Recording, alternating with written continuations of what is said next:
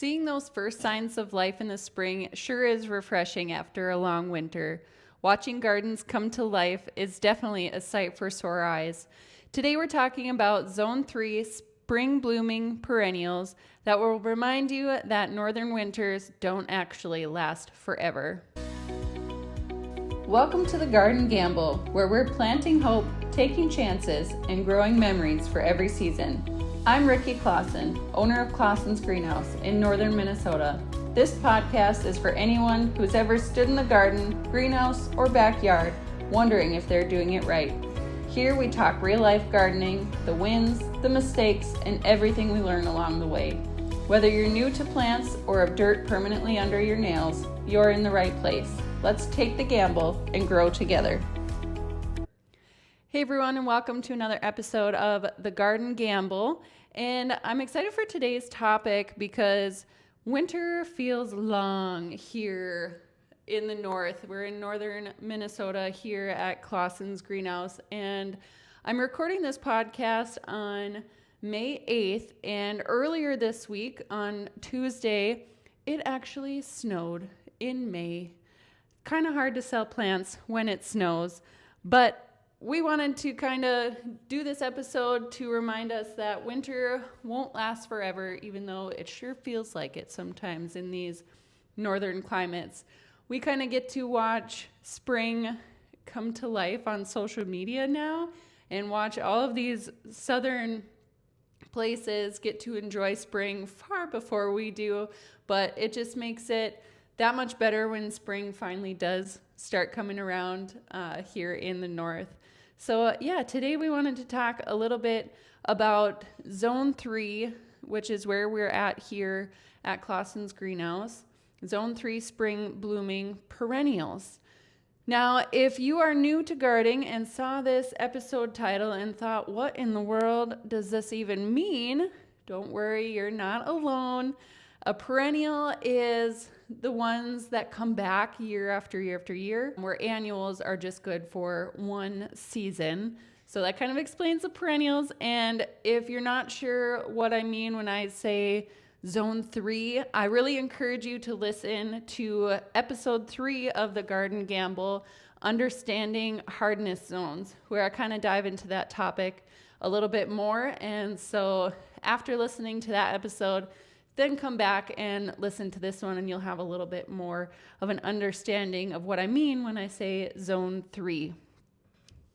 So we're going to be talking about these in two different groups. So we're going to talk about the spring blooming perennials in two groups. We're going to start with shade and part shade, and then we're going to move on to part sun and full sun options.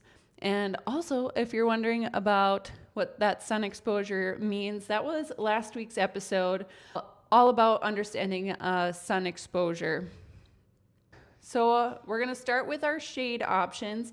And believe it or not, there are quite a few shade options for spring blooming perennials. So that is wonderful. So don't be afraid to do a little bit of shade gardening. I feel like people are really hesitant and think that things won't grow there, but definitely not true. There's a lot of wonderful shade options. So the first one that we're talking about is Virginia, and this is a thick, glossy leaf perennial that can provide some year-round interest also, but in the spring it has these early pink blooms, and they're pretty hardy and pretty low maintenance, which is really nice, and they do really well on like as an edger type plant, great in edging, and then they also look really pretty if you kind of just mass plant them together as well. I really enjoy the Virginia. The name Pig Squeak, it's really cute. They're kind of new to us here at the greenhouse, and actually when I'm driving my kids to daycare in the mornings, there is a house right next to our daycare that has Virginia in her little perennial flower bed on the corner of their property, and I just really enjoy watching that perennial bed of hers kind of come to life. She did such an awesome job planting in there for perennials that are going to bloom all season long, like different ones that bloom throughout the season, and the Virginia is one of those that pops up the earliest. So I really enjoy getting to drive past there every day on our way to daycare and watch her garden come to life. So Virginia is the first one that is good in more of a shady area. Next one is lungwort or pulmonaria. And lungwort is an absolutely adorable plant with a really terrible, terrible name, lungwort. Who names these? I mean, seriously. But it is so cute, and it's one of the earliest blooming shade perennials, which is nice. And if you're not familiar with lungwort, it has like speckled like foliage on it. It's really neat. So then even when it's not blooming, it still has that really awesome interest and just kind of focal, I don't know, just something nice to look at even when it's not blooming. It's one of my favorites to add to shady areas for that reason. But when it is blooming, they most often come in like pinks and purples and blues for the flowers that are on the lungwort. And the lungwort is also great for pollinators. And yeah, it's just overall a wonderful shade option, and it blooms in the early spring. The next one is Brunera or the heartleaf. This one I add. When I say I do a lot of the landscape designs for Cade, my husband. He does a lot of the landscaping, but I help him with the design side of it for a lot of residential properties. And so when I say I use this a lot, that's what I'm talking about. I put these a lot in plant plans for people that are looking to get their landscapes redone, and even when I'm helping customers here at the greenhouse. So when I say I use this a lot, I'm referring to other people, not always just myself. But this one I really enjoy because in the spring, it gets these cute little blue, almost forget-me-not type flowers. And they're actually a true blue, which is kind of hard to come by in the gardening world, where a lot of things that are labeled blue are actually more of like a violet purple, but this one is actually a true blue color that is really, really pretty.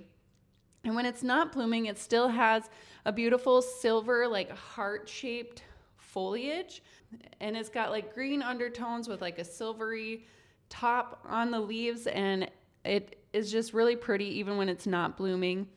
The best part about this is it is deer resistant. So if you struggle with deer, especially like for these shady areas where deer love eating the hostas. So if you love hostas, but the deer mow them over, I often will recommend this heartleaf because it's deer resistant and still kind of has the same effect as a hosta does. That's one of my go-tos for if you struggle with deer. And just keep in mind, it's deer resistant, not deer proof. Sometimes it can say deer resistant, but deer will go for it anyway. But we always just hope for the best for that. And this one, like I said, it's going to be really similar to a hosta. It's about 14 to 16 inches in height and about 12 to 24 inches in width. And it is a stunner. All right, now we're going to move on to the part sun and full sun options for these spring blooming perennials. And the first one I'm going to talk about is columbine, which is really pretty. It comes in a variety of different colors, and it kind of has a unique spurred flower on it. Looks pokey, but it's not. It's also deer resistant. The hummingbirds love it, which is awesome. So it's great for some of those pollinators, the hummingbirds, especially in the early spring. And it kind of gives that like airy cottage garden look on a nice, pretty big bloom. Columbine is a really pretty option. Here at our greenhouse, we carry them in pinks and purples, and some varieties are native to our area. There is native columbine too that I actually have that grows out right behind our house in our woods there. So that's kind of fun to watch those come up each year. The next one is probably one of our most vibrant options for that part sun to sun area for spring blooming perennials, and that is creeping phlox. This is a low, like carpet type. This one is really excellent for like by rock gardens, or if you have like a retaining wall, because it'll kind of creep and spill over the edge. So that's a really beautiful spot to put it, where it kind of drapes over. It's going to cover a nice large area. So it's nice on slopes and borders too. Also pollinator friendly. So it's nice to have these options out in the early spring for those pollinators. But creeping phlox comes in a variety of different colors too. Here at our greenhouse, they come in like a whitish pink, and purple, purpley blue, I guess you could say. But they are literally just a carpet of color in the early spring, and I love it.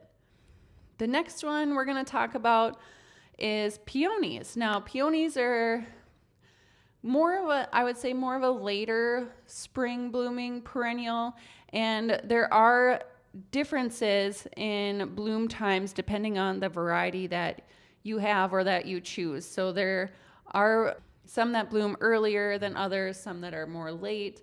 And in the cut flower world too, because they are a wonderful, wonderful cut flower, because they have these huge, large, fragrant blooms that are just really stunning in bouquets. So on the cut flower side of it, many people who grow peonies as cut flowers will have those early, mid, and late blooming peonies. But they are stunning. They come in a few different colors, kind of whites, creamy whites, pinks. There's even a kind of a highly sought after yellow variety too, and they are really just a stunner. Peonies that I have here at my house, I have them on the east side. These ones the peonies, depending on the variety, can kind of go that shade or sun side. So you really got to read that plant label and read about the specific one that you are looking at. But most often I recommend that peonies kind of be on that eastern early morning sun exposure. That's where they are on my house, and they thrive and do wonderful there. And the last one, that more of that part sun to sun option that I'm going to talk about today, is dianthus. And now dianthus can be kind of tricky because there's perennial dianthus and annual dianthus, and they're very different. Where this perennial dianthus that I'm talking about is a little bit shorter. It's not like that one single bloom like some of the ones I have in the cut flower farm. This one is kind of on like a bluish green foliage. Their blooms are fairly fragrant, and this one does really well as like an edger in a perennial garden, because it's kind of just a cluster of blooms that pop up in the springtime. And it does have a long blooming season, especially if you stay on top of deadheading it. So it can continue to bloom throughout most of the year. It might go through a lull in that midsummer, but then rebloom again in the fall. So dianthus, another gorgeous option for those little bit sunnier areas. And so that kind of wraps up the ones that I'm going to talk about today. But there are many, many other excellent options in both shade and sunny areas for spring blooming perennials. These are just a few that I wanted to kind of touch on. And I kind of mentioned it a little bit when I was talking about that gal earlier in the episode that I drive by on my way to daycare. To design a stunning perennial garden, it's important to try to find different bloom times throughout the entire season. And I do plan on talking about this topic a little bit more in depth in a future podcast episode. So that kind of concludes today's episode. And I know that here in the north, us northern gardeners, we got to have some patience when it comes to springtime. But these early spring blooming perennials sure prove that it is worth the wait. So thank you so much for tuning in, and we will catch you next week here on The Garden Gamble. Thank you so much.